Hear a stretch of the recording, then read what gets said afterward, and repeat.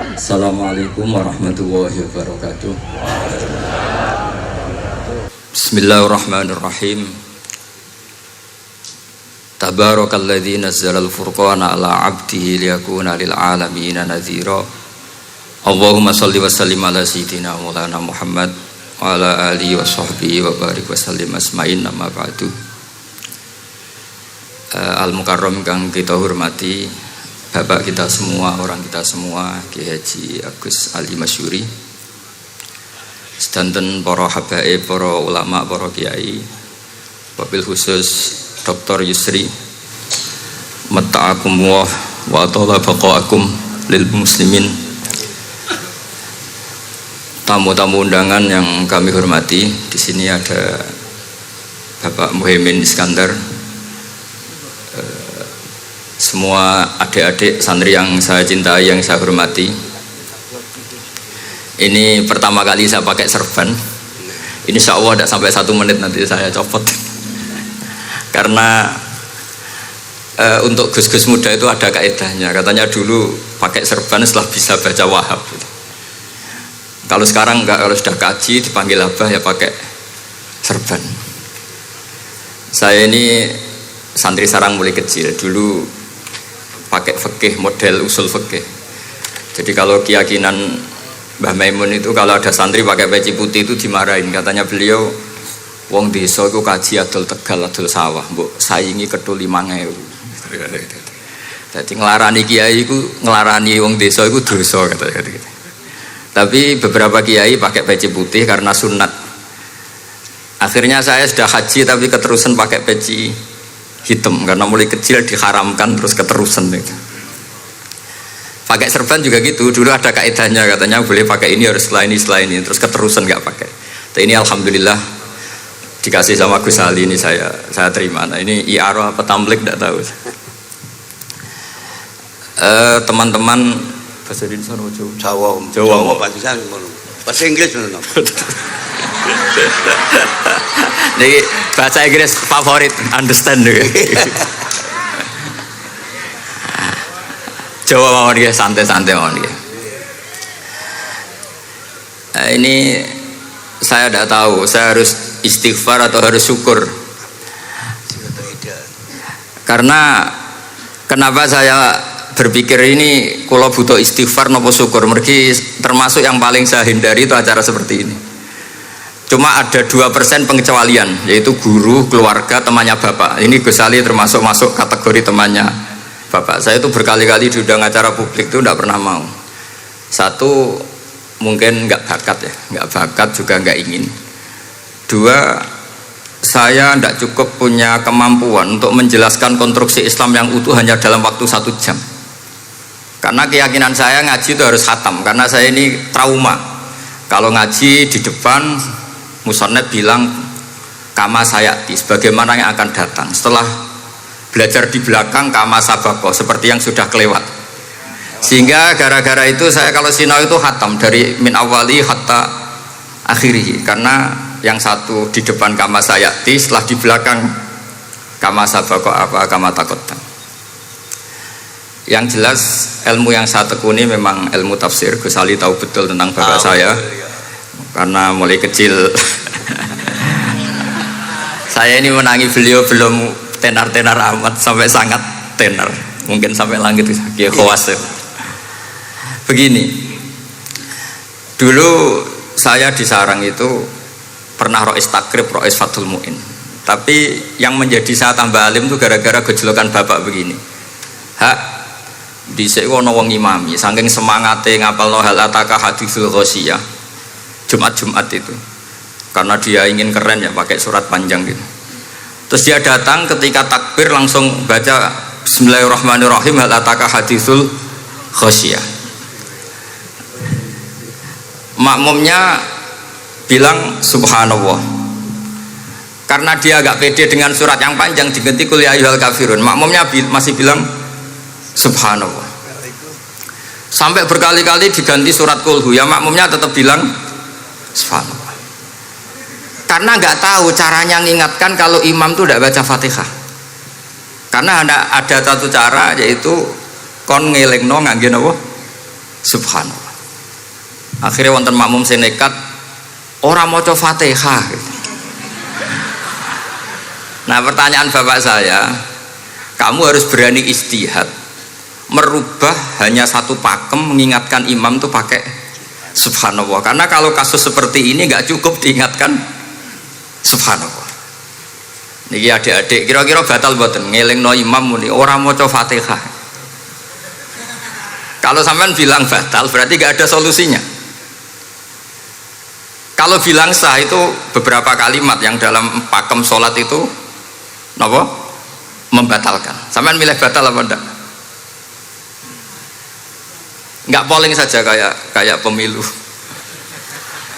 Sampai saya tuh cari-cari, akhirnya ketemu juga di kitab Mizan Kubro diterangkan oleh Imam Malik bahwa kalamul musolli itu ngomong, kalau itu manfaat, tapi jangan ditiru loh ya, dan darurat, ya, dan darurat, maka itu boleh dan tidak membatalkan sholat.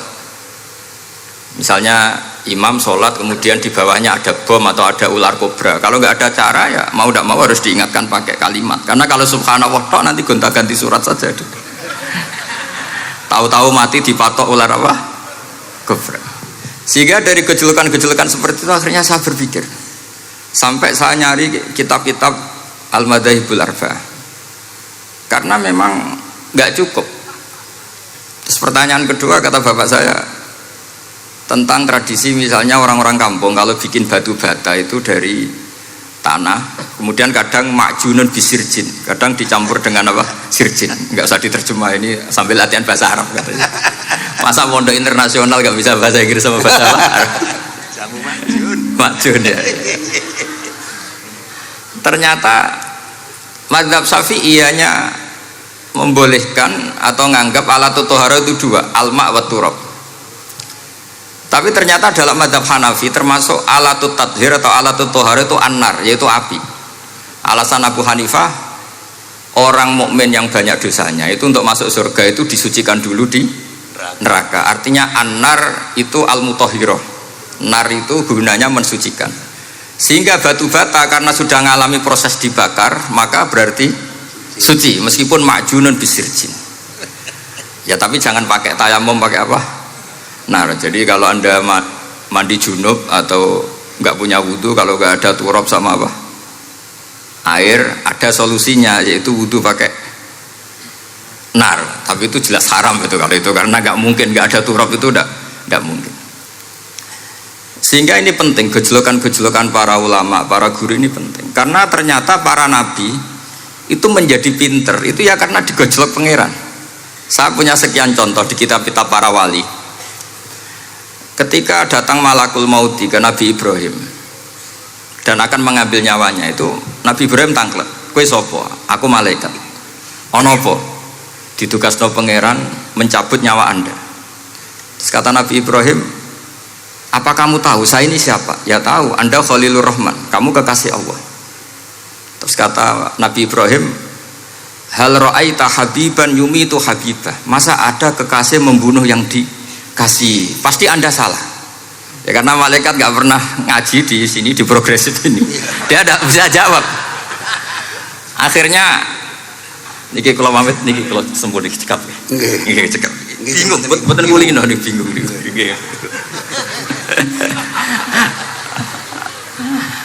Akhirnya malaikatnya matur malih teng pangeran, ya Allah, kata Nabi Ibrahim logikanya begini, wahal ra'aita habiban yumitu habibah, mosok kekasih kok dipateni kekasih. Terus kata Allah gini, ya sudah bilang gini sama Nabi Ibrahim, sama Ibrahim, wahal ra'aita habiban yakrahu ayyalqa habibah, mosok kekasih kok ora siap ketemu sing dikasih. Akhirnya Israel datang lagi, balik mana? Gini logikanya dibalik sekarang begini gitu. Wahal ra'aita habiban yakrahu ayyalqa habibah. Terus Ibrahim bilang oke ya, gak masalah, sudah. Artinya apa? Kita ini diajari satu logika. Logika apa saja? Ini Allah. Sehingga ya memang normalnya hidup tuh cerdas. Kata Ghazali, cerdas nyikapi apa? Realitas. Ini penting saya utarakan. Saya punya sekian contoh kecerdasan para nabi.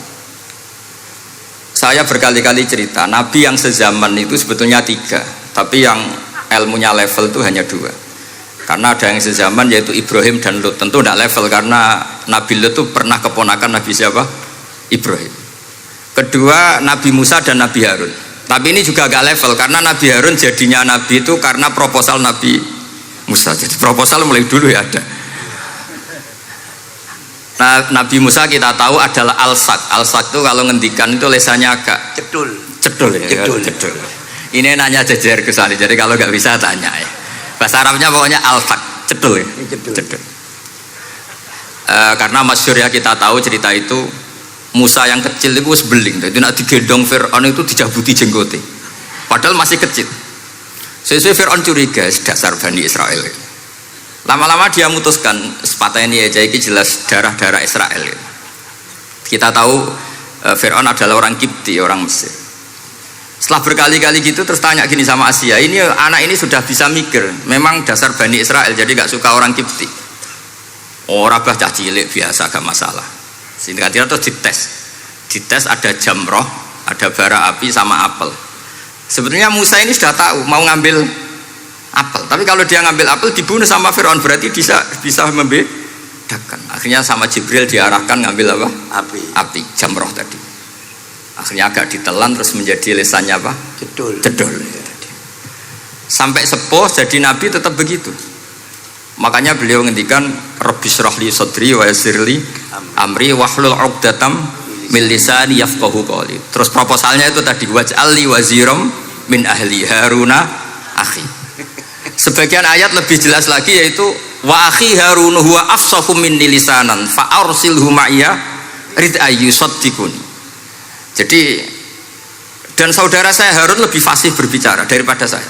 Jadi kualitas ilmiahnya bagus Musa tapi jubirnya itu Harun. Ya kira-kira kayak Mbah Lim dulu ya. Iya Mbah Lim. Ya kita. Jadi ini saya jubirnya Gus Ali, saya Harun, ini Musa. Maksudnya kaya karena sudah ada nabi. Singkat cerita karena Musa itu agak alsak sehingga Harun ini ya nggak levelnya. Padahal sezaman sehingga ya nggak pernah bantah-bantahan, nggak pernah adu argumen. Yang benar-benar nabi sezaman dan kemudian sering adu argumen adalah Isa dan Yahya. Kita tahu umurnya ya imbang, kualitas al-mazaya wal ma'il juga imbang. Nabi Isa kita tahu wa yukallimun nasa fil mahdi wa kahla. Mulai kecil bisa ngendikan ya sudah pinter. Nabi Yahya kita tahu ya Yahya khudil kitabah bikuwah wa atainaul hukma sabiyya. Jadi sama-sama pinter. Wa hananan min ladunna wa zakah wa kana taqiyya. Itu dua beliau ini menjadi satu manhaj besar dalam Islam. Itu kalau main ke salah satu kampung, itu Nabi Isa tanyanya aneh. Aina syirarun nas? Orang-orang yang jelek-jelek itu di mana? Orang-orang fasik itu rumahnya mana? Kalau Nabi Yahya tanya, aina khiyarun nas? Orang-orang baik itu di mana? Akhirnya dua beliau ini saling berargumentasi. Kenapa kamu tanya aina syirarun nas? Terus Nabi Isa katanya, lah kenapa kamu tanya aina khiyarun nas? Terus kata Nabi Yahya, enak kancanan wong soleh, gak ruwet kan? Kancanan wong soleh itu kan enak, gak dibodoni, gak ruwet. Pemenang kancanan wong mati, sering bodoni gitu. Masyhur itu cerita Gus Dur, Gus kenapa sering ziarah? Kancanan wong urip sumpek. Iya. Wong mati gak tau bejo. Wong mati ora tau bejo. Ini teman ziarahnya Bapak. Wong mati ora tau bejo. Ya. Itu ya ini santai-santai saja, relax saja. Karena saya sudah tahu mau ngomong apa. Nanti kalau ingin serius ya ngaji sama saya, harus khatam biar enggak jadi korban kama sayati sama kama takodam. Akhirnya Nabi Yahya gantian tanya, kenapa kamu tanya aina syirarun nas? Itu masyhur beliau. Ini dalam kitab Tabaqatul Asfiya karangan Abu Nu'aim al-Asfihani. Riwayat Sufyan bin Uyainah, gurunya Imam Syafi'i. Jawabnya Nabi Isa unik. Ana an-nabiyyu, saya ini nabi. Biman zilatit tabib. Nabi itu ibarat dokter. Udawil mardo. Di mana-mana dokter itu cari orang sakit. Makanya di NU itu banyak kiai-kiai yang nangani orang-orang fasik. dakwah ning gone wong nakal-nakal itu ya ada khazanahnya, asal gak keterusan katut itu saja. Jadi kalau kamu niru Gusme itu sebenarnya konsepnya satu, asal ada bukti jadi wali dan tidak katut. Kalau ndak ya sudah usah. Gak usah wae kata Gus Ali sudah. Kalau gak kelasnya jangan.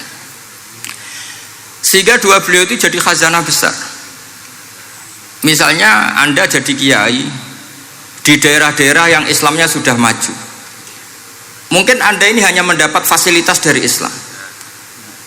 Makanya saya sendiri secara pribadi, misalnya kecelok pinter, tah ranking, tah juara musabaqah tilawatil Quran, kadang dari sekian prestasiku untuk umroh mendapat. Karena kita punya prestasi di daerah yang prestis. Sementara teman-teman kita, makanya ini kalau ada santri progresif yang nggak pinter, tak kasih ijazah, tak kasih support. Barokahnya ada pinter, akhirnya hidup di daerah tertinggal. Barokahnya hidup di daerah tertinggal, Anda muassisul ma'had, Anda muassisul masjid. Sing prestasi hanya mendapat dari negara, yang tertinggal malah memberi kontribusi. Akhirnya apa? Lama-lama ini yang prestasi coro Jawa ngatok tomak. Saya dapat apa? Sementara yang di desa tertinggal, saya bisa memberi apa? Sehingga Allah bikin wong bodoh itu ada rencana besar itu kira. Jadi mau orang bodoh itu gak ada orang-orang santri yang hidup di daerah-daerah apa? Tertinggal. Aman golek prestasi, golek umroh, terus ambisi ngimami masjid haram barang. Terus kapan dakwahnya? Karena yang diburu itu mendapat, bukan memberi. Ini bahaya sekali bagi Islam. Sehingga tradisi guru-guru kita, nah santri pinter ya dilem, santri bodoh ya dilem, santri bulet ya dilem, santri setengah bulet ya dilem, sekabeh kaulane pangeran. Kok ana hikmah dhewe-dhewe kata gitu. Tapi ini bukan justifikasi atau melegitimasi kenakalan anak-anak Anda. Ini mau cerita ilmiah.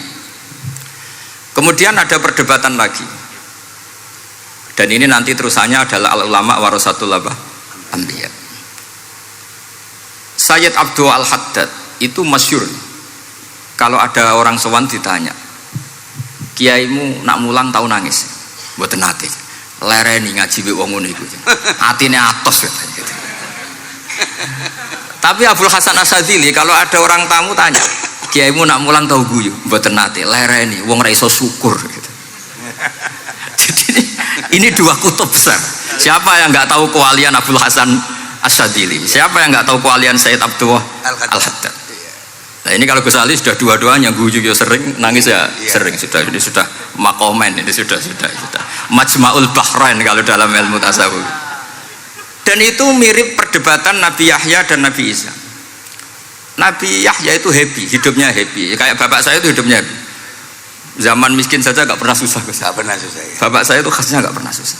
Mau meninggal saja masih guyon sama saya. Mau kapundhut tuh seguyon kalian. Ya seneng, ya happy saja. Jadi mirip cerita Jalaluddin Ar-Rumi. Beliau mau kapundhut, muridnya nangis semua, marah-marah dia.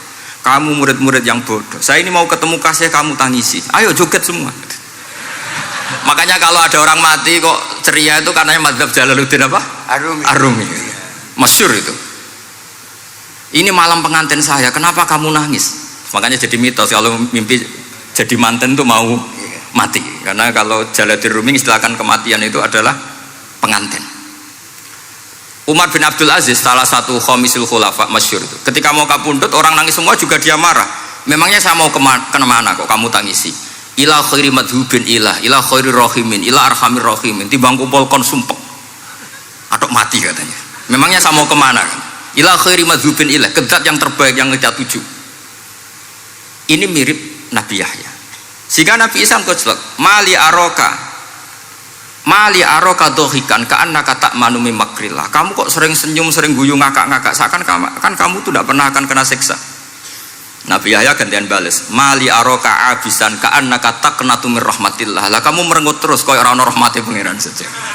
Ini terjadi madzhab antara Abdul Hasan Asyadzili dan Sayyid Abdul Al-Haddad. Sayyid Abdul Al-Haddad juga diikuti banyak kiai. Itu kalau habis sholat tuh masih susah, diterima enggak, sholat kita makbulah apa enggak, puasa kita makbul apa enggak, sujud kita makbul apa enggak. Tapi kalau Abdul Hasan Asyadzili, kalau ada orang tanya gitu dimarahin.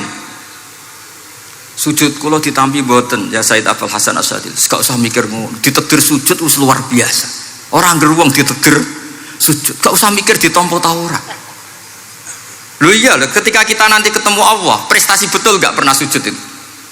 Sebagai hamba kita bangga pernah sujud. Terus gak penting ditompo ta ora. Bahkan kalau anak-anak muda ini kepengen ditompo niat elek. Ditompo digajar pangeran terus mlebu swarga terus sama bidadari gitu. Jadi muni ditompo tapi pikirannya sudah ngayal macam-macam. Kalau mazhab Abul Hasan Asyadzili tidak. Sehingga kitab hikam, kita tahu kitab hikam itu adalah dikarang Ibnu Athaillah As-Sakandari, dia muridnya Abdul Abbas Al-Mursi, dan ini terus muridnya Abul Hasan Asyadzili. Itu cerminan Syadziliyah murni. Ya saya ulang lagi, itu cerminan Syadziliyah murni. Sehingga beliau ngendikan masyhur itu, qalilul amali ma'a syuhudil minnah minallah khairun min kasiril amali ma'a ru'yatit taqsir. Jadi amal sedikit tapi yakin itu anugerah Allah, lebih baik beramal banyak tapi masih merasa salah karena ra ono syukure. Makanya bapak saya Gus Ali ana wong abangan gelem salat, gak tahu gak disahno sah terus. Ketika ada orang fikih marah-marah tapi rubah gedang, wes rubah gedang lah, wes sah terus. Pokoknya sah terus. Ini sangat-sangat sadili berarti. Ini penting saya utarakan supaya khazanah kita itu tidak pernah habis. Karena al ulama warasatul anbiya. Nabi tidak ada warosati, tapi warasatul anbiya. Sehingga semua watak para nabi sebelum Rasulullah Shallallahu Alaihi Wasallam itu semua tercermin pada umatnya Rasulullah Shallallahu Alaihi Wasallam. Cerita paling terkenal tentu Asra Badrin. Tawanan-tawanan perang Badarin mau diapakan? Rasulullah istasyara Abu Bakrin. Terus kata Abu Bakar, itu keluargamu ya Rasulullah. Hum ashiratuka, hum aqaribuka. Ya maafkan saja. Terus ditanya Umar, menurut kamu gimana Umar? Itu kan orang-orang yang ngusir engkau ya Rasulullah, yang dulu ingin membunuh engkau, sekarang ketangkap ya bunuh, kok repot. Apa kata Rasulullah? Masaluka ya Abu Bakrin kamasali Ibrahim isqala faman tabi'ani fa innahu minni wa man asani fa innaka ghafurur rahim. Sing prestasi ya alhamdulillah, sing ora prestasi muga-muga pangeran akeh sepurane. Sudah gitu ya cara Gus Ali ya sih ngono kok repot. Wa masaluka ya Umar kamasalin Nuh isqala rabbi la tadzar alal ardi minal kafirina dayara. Sudah habisi saja ning donya kok kafir. Tapi anehnya apa? Rasulullah akhudha bi madzhabi Abi Bakar. Nabi mengambil pendapatnya siapa? Abu Bakar. Karena Nabi kena khitab anit tabi millata Ibrahim hanifah. Akhirnya terus keterusan. Akeh kiai NU nek ana umat salah dibarno nganti ra roh nak salah. Makanya kenangan saya sama Mbah Sal Mahfud karena beliau itu sepupu sama Mbah saya di Israel itu. Kata Mbah Sal gini, "Hak umpama pantes," kata beliau ini, "umpama pantes, pondok-pondok itu tak sertifikat." Kenapa, Mbah? Lah ya akeh kiai gondrong muridnya kol gondrong kabeh terus kadang rapati salat jare diulang kali jogo. Engko neng kali-kali golek Nabi Khidir gak tau ngaji. Lah ngene ku nak ditakoki afiliasine kok NU gitu. Mau disertifikat, jadi distandarkan. Pokoknya nggak ono takripe ya ora NU gitu. Karena nanti kalau nggak disertifikat ini terus khayal-khayal macam-macam ini rata-rata kan afiliasinya juga ngeklaim NU. Padahal ya itu tadi, jadi diulang kali jogo langsung diulang macam-macam. Ini penting saya utarakan karena standarisasi ini penting. Caranya gimana? Kita harus sebanyak mungkin baca khazanah Islam. Makanya Imam Ghazali, kayak apa pinternya Imam Ghazali? Beliau di akhir kitab Ihya ngendikan wa alaika bimudawamati mutalaati kitab khilyatil auliya wa tabaqatil asfiya. Sehingga kita akan punya khazanah yang luar biasa. Saya punya banyak tentang kearifan ya para ulama-ulama dulu. Di antaranya dulu saya sering diceritain bapak tapi gak paham, tapi setelah saya ngaji lama-lama paham. Beliau pernah didhawuhi Badullah gini, Nur dhisik ana wong salat 2 rakaat, terus syukur akhirnya salat lagi sampai 4 rakaat. Saking syukurnya salat lagi sampai 6 rakaat. Seterusnya sampai 1000 salat. Kita tahu itu Sayyid Ali Zainal Abidin. Jadi dia menambahkan salat itu karena iskon lillah wa syauqan lillah, mahabbatan lillah. Bukan kayak kita karena ingin salat 1000 rakaat dibagi sekian menit terus kenanya 2 jam. Jadi kayak kita terawih lah 20 menit, 20 rakaat dibagi sekian kenanya 7 menit. Pentingnya apa? Meskipun kita tidak akan mengalami seperti itu, tapi kita menjadi tahu ketika Rasulullah SAW ngendikan wa qurratu aini fis shalah. Bahkan Nabi kalau banyak masalah itu Nabi ya mutaraddidan di dalamnya. Setelah mutaraddidan agak panik, Nabi tanya gini sama Aisyah, Aina Bilal, Aina Bilal. Bilal kemana, Bilal kemana? Setelah Bilal notok, tok tok tok tok, ya Rasulullah as-sholat. Arifna ya Bilal, arifna ya Bilal. Saya kasih istirahat ya Bilal, saya kasih istirahat. Karena roh dunya, roh politik, roh kebudayaan, roh dulur bulet kabeh. Sing ra bulet mok sitok hubungan ambek Allah Subhanahu wa taala. Maka disebut as-sholat rohatul mukmin. Apa yang terjadi? Ashabu Rasulillah ketika Sayyidina Umar ditusuk oleh Abu Lulu al-Majusi, tentu pakai kira-kira ya panah yang kayak pancing. Jadi kalau sudah dimasukkan kadu cabut itu sakitnya minta ampun. Apa kata Umar? Nanti cabut ketika saya sholat. Karena sekali sholat dan setelah itu dicabut nggak terasa. Ya, kalau sholat kita ada nyamuk ya sudah. Ini penting saya ceritakan, sampai ada wali ditawarin Allah, silahkan masuk surga, tanya, ya Allah di surga ada sholat enggak? Kalau tidak ada sholat enggak lah katanya. Karena dia nggak bisa membayangkan nikmat tanpa sholat. Sehingga penting sekali kekaguman-kekaguman ini. Ketika Sayyidina Umar wafat, di antara yang pertama ditanyakan adalah yang bunuh saya siapa? Itu Hulamul Mughirah, Abu Lulu al-Majusi. Beliau spontan langsung ngendikan gini, Alhamdulillah alladzi ja'ala maniyati biyadi rajulin lam yasjud laka sajdatan tuhajuni biha yaumal qiyamah. Matur nuwun Gusti, saya dibunuh oleh orang yang enggak pernah sujud. Kalau saja dia pernah sujud, saya tidak berani maksudkan dia. Jangan-jangan sujud itu engkau terima kemudian dia min ahlil jannah. Kayak apa pentingnya kenangan sujud? Rasulullah juga pernah ngendikan, nanti kalau dunia sudah ruwet, as-sajdatul wahidatu khairun minad dunya wa ma fiha. Satu sujud lebih baik ketimbang dunia seisinya. Karena itu kelayakan kita sebagai hamba. Makanya Abu Hasan Asadili ngendikan, sudahlah kafal amilina jazaan an radiyaka laka ahlan. Sudah ditakdir ngamal sudah harus syukur. Kok mikir ditompo ta ora usah, gak penting. Itu madzhab Abu Hasan apa? Asy'ari. Dan itu ditiru para kiai-kiai kita. Madzhab Said Abdul Haddad juga ditiru kiai-kiai kita. Sehingga sedekah Rasulullah ketika ngendikan al ulama warasatul anbiya. Ini penting saya utarakan karena khazanah kita biar tetap kaya.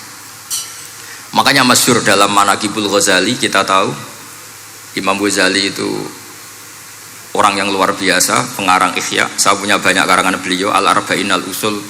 Tapi yang paling saya cintai tentu Ihya, kitab Mustasfa, kitab Qawaid Fikih itu Usulul Fikih. Manaqibul Ghazali adalah Rasulullah pernah jejer Nabi Musa, terus Rasulullah ngendikan ulama ummati ka anbiya'i Bani Israel. Terus kata Nabi Musa, yang benar saja, masa ulama kok kapasitasnya kayak Nabi, apapun hebatnya itu nggak mungkin lah kapasitasnya kayak Nabi. Terus kata Rasulullah, ya sudah buktikan saja. Terus dipanggillah Imam Ghazali. Ketika dipanggil, ini katanya Ghazali katanya. Ditanya sama Nabi Musa, siapa namamu? Ana Muhammad bin Muhammad al-Ghazali at-Tusi asy-Syafi'i. Mau jawabnya panjang. Terus kata Nabi Musa, kecangkeman gitu, cara orang Jawa itu kecangkeman, ditakoki jeneng kok jawabnya kakean. Terus kata Imam Ghazali, ya lumayan saya. Jenengan ditanya Allah sing ya'lamus sirra wa akhfa saja jawabnya kelebihan katanya. Apa itu kata Nabi Musa? Wa ma tilka bi yaminika ya Musa. Qala ya asaya atawakkau 'alaiha wa ahusyu biha 'ala ghanami wa liya fiha ma'aribu ukhra. Jadi Nabi Musa ditanya, "Sing mbok gawa iku apa ta?" Ini tongkat saya, tak pakai ini, tak pakai ini, tak pakai ini. Jadi masih banyak kelebihan jenengan timbang saya. Akhirnya fa'aqarra Nabi Musa ini ikrar bahwa benar-benar ulama Rasulillah itu keambiyai Bani apa? Israel. Jadi khazanah-khazanah kecerdasan gini ini penting. Sehingga ketika ada kemacetan fikih, ada kejumudan fikih, tugas kita adalah memecahkan kejumudan itu. Misalnya begini, ini yang sering dilakukan bapak saya dan Gus Ali. Kancanan wong fasik hukumnya piye? Ya ora oleh, wong kok kancanan wong fasik. Tapi kalau dibalik, bina wong fasik boleh ndak? Boleh. Syaratnya bina kudu ngancani. Jadi dibelokkan gitu aja sudah rubah. Nah, hadza huwal fiqh. Yang dikatakan fikih ya seperti ini. Tapi orang-orang yang nggak ngerti detailnya fikih, apalagi usul fikih, fikih itu menjadi rumit. Makanya ahli sunnah itu luar biasa. Ada orang mati karena narkoba atau karena apa itu oplosan. Coplosan. Itu kiai cokre. Itu kiai alim biasa datang. Itu ya biasa mempersaksikan, nggih mayite sae nggih. Nggih. Padahal orang itu enggak percaya ini orang mati cokre kok apa? Sae. Padahal dia di kiainya bilang gini, wis sae saiki wis iso nakal katanya. Maksudnya sae sudah mengakhiri semua kenakalannya lewat apa? Lewat kematian tadi. Karena itu doa Rasulullah. Rasulullah itu kalau ngedikan itu luar biasa. Allahumma ij'alil hayata ziyadatan li fi kulli khairin wal mauta rohatan li min kulli syarrin. Ya Allah, jadikan hidup ini ziyadatan li fi kulli khairin. Jadi anggap saja kalau hidup itu berarti potensi tambah baik. Anggap saja kalau mati itu akhir dari segala keburukan. Berarti orang cukri ini mati itu baik apa buruk? Baik, karena dia sudah tidak bisa buruk lagi. Makanya saya nah ini khazanah yang luar biasa. Karena tadi kematian adalah ar-rohah min kulli apa? Syarrin. Nah ini sesi kedua, mungkin ini tinggal seperempat jam atau setengah jam. Saya ini karena biasa ngomong lama. Saya mau menerangkan kalimat tauhid. Ini penting sekali. Kalimat tauhid itu kata Ibnul Qayyim Al-Jauziyah dalam kitab Zadul Ma'ad. Ini kitab kesayangan Sayyid Abdul Al-Haddad. Sampai beliau ngendikan, ya letani minha iddata nusakhin li uhdiyaha ila tullab. Semoga saya punya naskah banyak yang mau saya hadiahkan ke santri-santri. Saking pentingnya kitab apa Zadul Qayyim. Itu beliau mengartikan la ilaha illallah itu luar biasa. Kalimat ini adalah kalimat super. Allah bikin surga juga demi kalimat ini. Siapa yang menerima kalimat ini maka masuk surga. Yang menolak kalimat ini maka dimasukkan neraka. Kita tahu neraka itu kalau ada batu dicemplung itu sampai ke bawah itu nunggu 70 tahun. Kayak apa kedalamannya? Bego siapa saja tidak akan bisa itu bikin apa? Neraka. Karena kalau batu dijatuhkan nunggu 70 tahun itu sampai kok riha.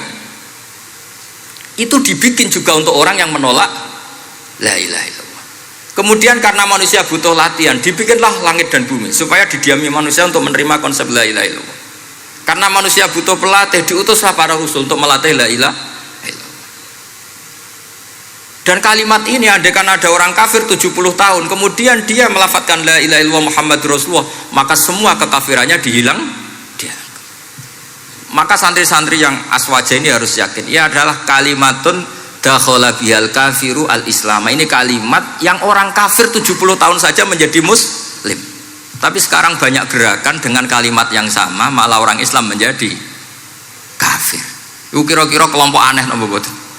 Hanya karena la ilaha illallah banyak kelipatok dihukumi kafir.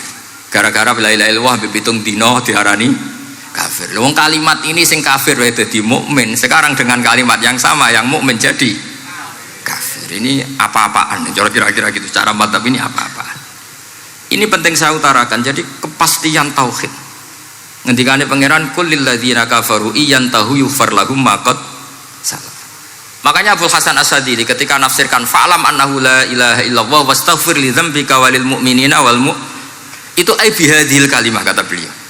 Kamu harus camkan bahwa la ilaha illallah dan setelah itu kamu baru sah istighfar untuk kamu sendiri maupun untuk orang mukmin siapapun, mukmin mukminah. Kita tahu andaikan kita punya keluarga kafirah atau murtadah sah enggak diistighfari? Enggak sah.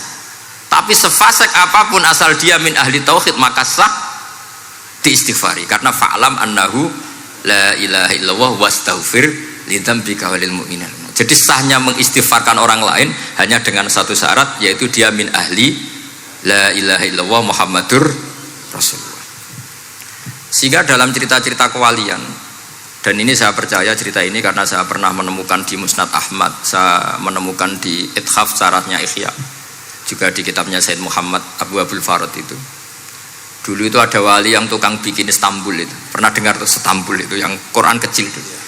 Kalau sekarang kan dibikin masif, 5.000-an. Kalau dulu masih asli. Itu Kiai Sarbini itu kayak Mbah Khalil Bangkalan. Jadi karena dia orang penting itu, nak diundang orang itu, ya engkau nak ditakoki pangeran muni rombongan. Jadi kayak Mbah Khalil juga Mesir gitu. Terus ditinggal lagi. Kalau takoki pangeran muni ngenteni Mbah Khalil, ngenteni rombongan. Ya sudah gitu dong. Tapi karena beliau terkenal wali ya. Singkat cerita kalau Sohibul Bait ini nggak terima karena pas 7 hari sampai di sebelah sapi apa-apa ternyata dia tahlilnya sebentar. Terus kata beliau, ya sudah semua makanan itu ditimbang pakai pohon kelapa, yang satu kosongin katanya. Kifatul mizan yang satu atau kafatain mizan yang satu dikosongin. Beliau datang yang bikin Istanbul tadi, bilang bis itu sudah jompat kata. Sudah tinggi bismillahnya. Kata beliau, bismillahku ra genep ae wis ngalahno pakananmu, apalagi genep kata. Ini penting saya utarakan nanti di cerita yang di kitab Musnad Ahmad. Ini perlu dicamkan. Saya hafalkan hadis itu. Inna wa ta'ala istakhlasa rajulan min ummati ala ru'usil khalaik. Setelah dipertontonkan, fayan syuru alaihi tis'an wa tis'ina sijillan kullu sijillin minha maddul basar. Jadi ketika dipertontonkan itu ada satu box, yang satu boxnya itu sudah sepanjang mata melihat. Sudah satu boxnya saja itu mislu maddil basar, sepandang mata melihat. Apalagi di 99. Terus Allah itu fair. Allah tanya, afalaka uzrun, apa kamu melakukan kesalahan banyak ini punya alasan? Enggak katanya. Adzolamat kata badi al-hafidun, apa memang malaikat itu sentimen sehingga salah kamu tok yang ditulis, kalau kamu enggak salah enggak ditulis? Enggak ya Allah. Terus kata Allah, bala innalaka inti hasanah, kamu masih punya satu kebaikan. Ketika Allah bilang kamu punya satu kebaikan, apa kata lelaki tadi? Nah, gunanya apa ya Allah satu kebaikan dibanding kesalahan yang sebanyak itu? Akhirnya kesalahan yang sebanyak itu ditimbang, si timbang satunya itu hanya la ilaha illallah Muhammadur Rasulullah. Fato syat as-sijilat, semua catatan salah tadi kalah. Kenapa? Fala yaskulu ma'asmillahi ta'ala syai'un, karena di dunia maupun akhirat tidak ada yang bisa mengalahkan kalimah thayyibah. Tapi sekarang kalimah thayyibah itu jadi tersangka. Nah ini makanya saya mohon santri-santri, hujjiyatu ahli sunnah wal jamaah ini harus mustaqirroh, harus sabitah, harus benar-benar berargumentatif, sehingga kita tahu setahu-tahunya bahwa kalimat ini adalah kalimat yang orang kafir saja menjadi muslim. Masa dengan kalimat yang sama orang mukmin menjadi kafir? Ini penting saya utarakan karena kita harus terus belajar. Caranya gimana? Ya diantaranya tadi belajar kitab Ihya, beberapa kitab, sehingga khilaf-khilaf fikhiyah meskipun kita tidak bidangnya misalnya, itu tetap punya kualitas yang luar biasa. Saya sampai sekarang menerima sorogan kitab Mahalli, itu di situ ada perdebatan unik. Boleh enggak misalnya jenazah itu diletakkan di belakangnya yang sholat? Kata kaul awal enggak boleh, di mana-mana jenazah itu ya di depannya orang apa? Sholat. Tapi kata kaul sani, ya boleh saja jenazah itu tidak imam katanya. Iya. Sehingga pentingnya kaul sani adalah kalau Anda di Arab Saudi itu jenazah-jenazah tetap di kamar mayat, kemudian yang sholat ya di depan jenazah. Karena kalau dipaksakan di depan berarti jenazahnya di dekat apa? Ka'bah. Kayak apa kreditnya Mekah? Nah, meskipun kita tidak melakukan itu karena nanti dianggap aliran apa? Sesat. Ada jenazah kok di belakang kita sholat apa? Di depan. Tapi ini ilmu harus kita dengar. Iya. Begitu juga khilafnya kaul qadim dan kaul jadid. Menurut kaul jadid yang namanya sujud itu harus 7 anggota. Iya.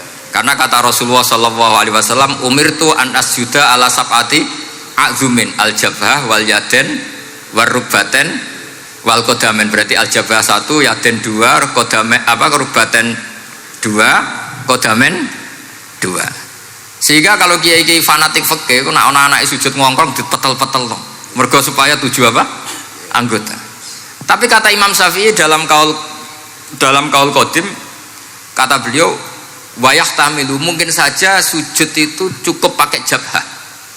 Karena dalam doa Nabi itu hanya sajadalaka wajhi wa sam'i wa basori. Tidak ada Nabi dongo sajadalaka wajhi wa yadi wa rubbati wa kodami. Jadi kecerdasan ulama-ulama dulu itu luar biasa. Sehingga kalau kita baca pembanding-pembanding itu, lama-lama kita menjadi cerdas. Ini yang terakhir saya cerita tentang Imam Ghazali. Dulu banyak orang yang bermadzhab pentingnya uzlah. Sehingga banyak ulama yang uzlah. Alasannya kumpul wong serepot tok. Paling gak ngerasani wong lah. Minimal dosanya ngerasani wong.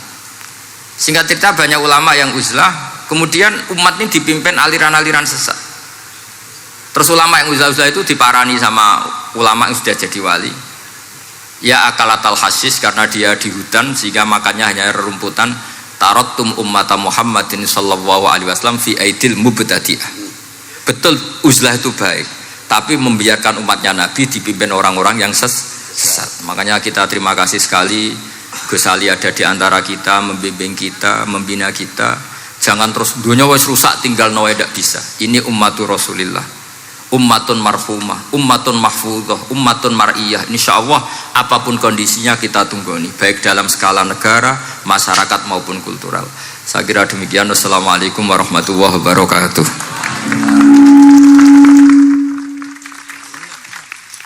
Bon,